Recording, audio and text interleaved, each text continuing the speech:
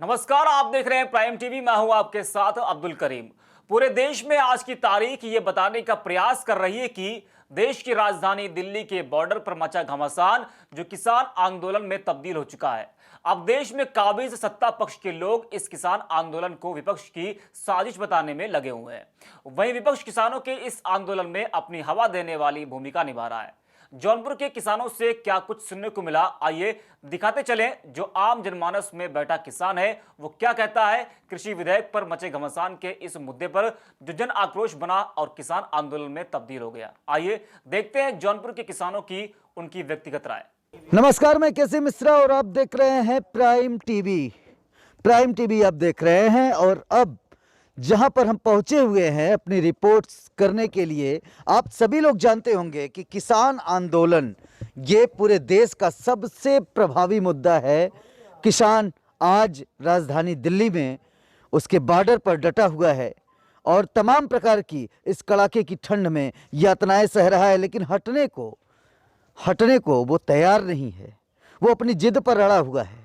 लेकिन क्या उसके साथ में गांव गिरांव के गली कूचों के किसान क्या उसके साथ हैं या नहीं, इस बात की रिपोर्ट कार्ड हम आपको दिखाएंगे। यह रिपोर्ट बहुत कुछ बयां करेगी। जो आम जनमानस है, आम किसान है, जो दिल्ली के बॉर्डर पर मौजूद नहीं, अपने गांव और अपने घरों पर है, हम उनसे भी जानेंगे कि किसान आंदोलन कितना वाजिब है और किसानों का नुकसान है तो कैसे है इस बिल से। कि किसान आंदोलन जो हो रहा है दिल्ली में, हाँ, ये सही है? यह किसानों के पक्षधर है ये किसान आंदोलन? नहीं, किसान आंदोलन तो हर समस्या से परेशान है। हर समस्या, जैसे लीली गाय, ये देसी गाय, कुछ लोग दूध खा के और राख के उसको हाँक दे रहे हैं, उनकी कोई सुनवाई नहीं है। और किसान इधर उधर हाँकते, दिन भर खेत में रखाते, एकदम परेशान है। कम से कम एक गांव में 200-300 गाय। नहीं, आप तो मवेशियों की बात करने लगे। हाँ। मैं ये कह रहा हूँ, सर आप बताइए, किसान आंदोलन जो चरम पर है, ये इसमें क्या होना चाहिए? मतलब आखिरकार जिद पे अड़ा किसान हट नहीं रहा, हाँ। और बावजूद इसके प्रशासन उसे घेर रखा है। नहीं, देखिए इसमें है क्या कि किसान जो है, अब इससे पहले जो भी था, जितने भी पार्टीज थी या फिर जो भी लोग आ रहे थे, कोई किसानों की सुनने वाला नहीं है। जैसे अभी आप चले जाइए, किसानों का गेहूं का हो गया, धान का हो गया, कुछ भी है, अगर उनको कोई भी फसल बेच के पैसे लेने हैं, क्योंकि उनका पूरा एक हिसाब से जो उनकी कैपिटल इनकम है उसी पे डिपेंड करती है वो, और वो कहीं ना कहीं की उनकी बिक्री हो नहीं पा रही है, तो उनका जो एक सर्कुलेशन है, अब वो अपने बच्चे की फीस जमा करनी है या फिर अपने किसी घर में दवा कुछ करना है तो कहाँ से करेंगे, क्योंकि उनके पास कोई कैपिटल इनकम हो ही नहीं रही है। और अगर किसी साहूकार के पास या किसी बनिया के पास जा रहे हैं तो वो मनचाहा रेट ले रहे हैं। तो एक हिसाब से समझ लीजिए कि ये है कि वो जो उनकी लागत है सही मायने में वही नहीं निकल पा रही है, और उसके साथ साथ वो जो है कहीं फसल उनकी बर्बाद हो रही है। जैसे छुट्टा पशु जो टहल रहे हैं आजकल, वो भी बर्बाद कर रहे हैं। तो ये तमाम चीज़ें हैं जिससे किसान बहुत परेशान है। किसान आंदोलन पर क्या कुछ बोलती है जौनपुर की जनता? जो हर कोई व्यक्ति किसान है ये सभी जानते हैं। अगर इस देश की बात की जाए तो 70% से ऊपर के लोग किसानी पर ही निर्भर हैं, किसान हैं। लेकिन अभी आप लोगों ने कुछ की राय सुनी थी, और अब यहाँ पर कुछ यूथ हैं जो किसान के बच्चे हैं या खुद किसान हैं, जो अपना जीवन यापन किसानी से करते हैं। हम इनसे जानना चाहेंगे। इनका भाई साहब अपना नाम बताइए। हमारा नाम कुश राय है, ग्राम नैनसन पोस्ट गौरा बादशाहपुर का। जी हमारे यहाँ जनपद। जी आप अपनी राय बताइए कि जो किसान आंदोलन चल रहा है दिल्ली में, कितना वाजिब है, कितना सही है? वाजिब तो नहीं है, सरकार अपनी जगह पर सही है और सही काम कर रही है। किसान भाई भी अपनी जगह पर सही काम कर रहे हैं। कुछ ऐसे लोग हैं जिनकी वजह से यह साबित होता है कि हाँ, किसान लोग जो है बीच में कहीं कहीं पर प्रॉब्लम में फंस जाते हैं या किसी भी कारण हेतु ये सोचते हैं कि नहीं, ऐसा नहीं होना चाहिए। तो ये निर्भर किसानों के ऊपर होता है, ना कि सरकार के ऊपर। अगर कोई आदमी ये सरकार को दोषी ठहराता है तो वह जान लीजिए कि अपनी पर्सनली मजबूरी के लिए ही ठहरा सकता है। और रह गई बात किसानों की, तो हमारे यहाँ किसान भाई लोग काफ़ी लोग हैं, काफ़ी लोग उन्नति भी कर रहे हैं और काफ़ी लोग काम भी बढ़िया कर रहे हैं। इसका कोई मतलब मोल नहीं है। लेकिन रह गई बात जिस चीज़ के लिए आपने बोला, तो सरकार की बात, तो सरकार तो अपने यहाँ सब कुछ एकदम बढ़िया काम कर रही है। सरकार यहाँ पर बता रहे हैं कि बहुत बढ़िया काम कर रही है, लेकिन वहाँ पर किसान इतनी ठंड में मरने को तैयार हैं। ये बड़ी सोचने वाली बात है। और किसान कह रहा है कि सरकार सही है, और एक किसान वो जो दिल्ली में अड़ा हुआ है और सरकार की किसी भी फैसले का सम्मान नहीं कर रहा। दिल्ली में आंदोलन है, अब दिल्ली का आंदोलन जो मांग कर रहे हैं उनका मांग पूरी की जाए, और क्या मांग पूरी की जाए। हाँ जरूरी। अभी इतना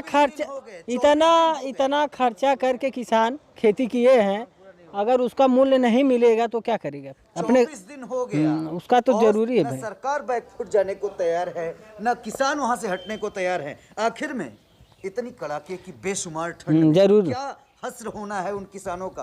क्या निष्कर्ष निकलेगा? कुछ आकलन है? आंकड़ा यही है, जो मांग हो रही है वो पूरी की जाए। क्या करेंगे? घर में रख के सड़ाएंगे उसको? जो खेती में पैदा किए हैं तो उसको कहीं जाना चाहिए ना। आप सरकार के साथ हैं या किसान के साथ हैं? हम किसान हैं तो किसान के साथ रहेंगे, सरकार के साथ में काहेंगे। यहाँ पर उत्तर निकला है कि हम किसान हैं तो किसान के साथ रहे। होगी तो एक विचारधारा थी कोऑपरेटिव फार्मिंग की, एक विचारधारा की नहीं, कोऑपरेटिव फार्मिंग जो है नहीं चल पाएगा। इसलिए इंडिविजुअल फार्मिंग, हर आदमी अपनी ज़मीन का ओनर होगा, अपनी फार्मिंग अपनी खेती गृहस्थी करेगा। अब ये सरकार जो मोदी की सरकार है, इस सरकार ने ये कॉन्ट्रैक्चुअल फार्मिंग ये कर दिया। वो है क्या? हम अपना खेत है, अगर हम खेती नहीं करना चाहते हैं तो हम कॉन्ट्रैक्ट करेंगे। और कॉन्ट्रैक्ट किसे करना है? एक तरफ राजा भोज और एक तरफ गंगू तेली। हम 1 बीघा खेत वाले हैं और कॉन्ट्रैक्ट करना अडानी से, और अडानी से कॉन्ट्रैक्ट कर रहे हैं। और इसके पहले की स्थिति ये है कि अभी तो ये कानून आया है और 9000 पूरे देश में 9000 गोडाउन बन चुका है। और गोडाउन में के भीतर 100 एकड़ से कोई छोटा गोडाउन नहीं है। तो हम फार्मिंग ये कॉन्ट्रैक्ट हम उनसे करने जा रहे हैं। भारतीय जनता पार्टी ये कह रही है कि ये सब बातें झूठी हैं और विपक्ष जो है किसानों को बरगला रहा है। सवाल इस बात का है कि बिल ये सवाल ऐसा नहीं है कि हम कहें झूठ, वो कहें सच। हम तो ये चाहते हैं कि उस कानून के वर्डिंग पर बहस हो जाए कि क्या ये संविदा से संबंधित खेती नहीं है, और संविदा में क्या ये किसान जो उत्तर प्रदेश का क्या छिपा हुआ है किसी से कि उत्तर प्रदेश का किसान कोई 1 बीघा है, कोई 2 बीघा है, कोई 3 बीघा है, बहुत बड़ा फार्म उसके पास नहीं है, और 3 बीघा की खेती करने वाला है। और जिसको खेती कराना है वो 100 एकड़ में उसकी फार्मिंग चाहिए, उसको 100 एकड़ का फार्म चाहिए। और 100 एकड़ का फार्म का मतलब है कि एक गांव का आधा हिस्सेदार उसमें आ जाएगा।